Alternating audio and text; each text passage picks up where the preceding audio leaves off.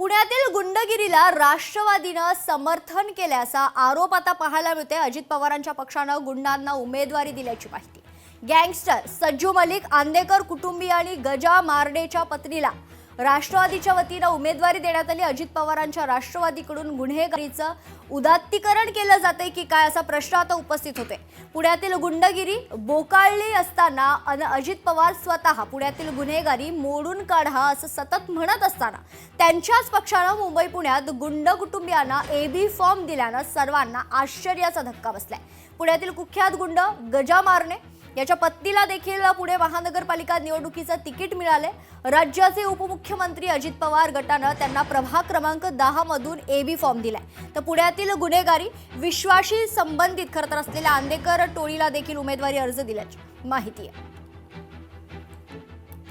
या संदर्भात सविस्तर माहिती जाणून घेऊयात। आपले प्रतिनिधी अविनाश डेगस्कर आपल्या सोबत जोडले जात आहेत। अविनाश, जर आपण पाहिलं तर पुण्यातील गुंडगिरी आणि त्यावरून निर्माण होणारे वाद चर्चा एकीकडे सुरू असताना अजितदादा स्वतः सांगतात की कुठेतरी ही गुंडगिरी मोडून काढावी लागणार आहे आणि दुसरीकडे अजितदादा स्वतः गुंडांना कुठेतरी त्यांचं पाठराखण करतायत की काय असा सवाल आता उपस्थित होतोय।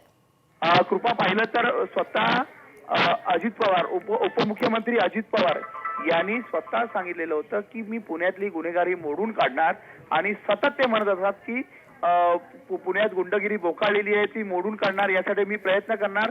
पण त्यांच्याच पक्षाने राष्ट्रवादी काँग्रेस अजित पवार गटाने मुंबई पुण्यात गुंड कुटुंबियांना एबी फॉर्म दिल्याने सर्वांचा आश्चर्याचा धक्का बसलाय। उदाहरण घेतलं तर पुण्यात आज गजा मारणे गुंड गजा मारणे त्याच्या पत्नीला पुणे महापालिका निवडणुकीसाठी प्रभाग क्रमांक 10 मध्ये एबी फॉर्म दिलेला आहे। तसंच पुण्यातील गुन्हेगार विश्वातील सगळ्यात मोठे नाव असलेल्या आंदेकर कुटुंबीच्या घरातील लक्ष्मी आंदेकर आणि सोनाली आंदेकर यांना पक्षाकडनं तिकीट दिलेलं आहे, एबी फॉर्म दिलेला आहे। म्हणजे विचार करा की जिकडे अजित पवार म्हणतात गुंडगिरी बोकाळलेली आणि आपण त्याला थारावर घ्यायचं नाही, आता त्यासोबतच मुंबईचं उदाहरण घेतलं।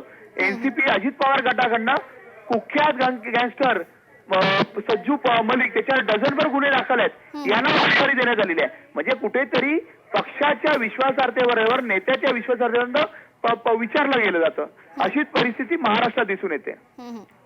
उमेदवारांना कुठेतरी जर आपण बोलायचं झालं तर उमेदवारांना कुठेतरी दुर्लक्ष केलं जातंय का, त्यांच्याकडे जे मतदार आहेत त्यांना कुठेतरी डावललं जातंय का असं देखील सवाल आता उपस्थित होते। कारण मतदार नेमकं कोणाला मतदान करणार हा सर्वात महत्त्वाचा प्रश्न आहे। एक लक्षात घेतलं पाहिजे की स्थानिक महापालिका असतात किंवा स्थानिक स्वराज्य संस्थेच्या निवडणुका असतात, त्यावेळेला गटाचं राजकारण असतं, त्यासोबतच पक्षाच्या किंवा नेत्याच्या पक्षाच्या राजकारणापेक्षा आपला नेता कोण, आपला गटाचा नेता कोण याच्यावर सर्वाधिक लक्ष असतं। त्यामुळे जर अजित पवार गटाने जर त्यांची उमेदवारी दिली असेल तर काहीतरी विचार करून दिलेली असणार।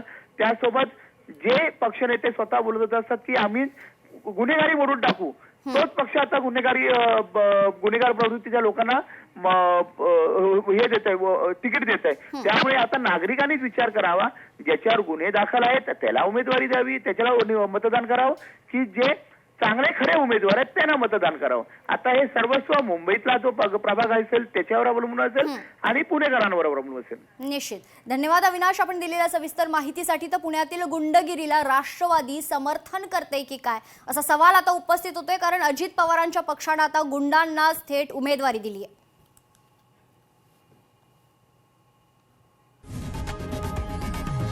लोकशाही मराठी ऐका, पहा, जागरूक रहा।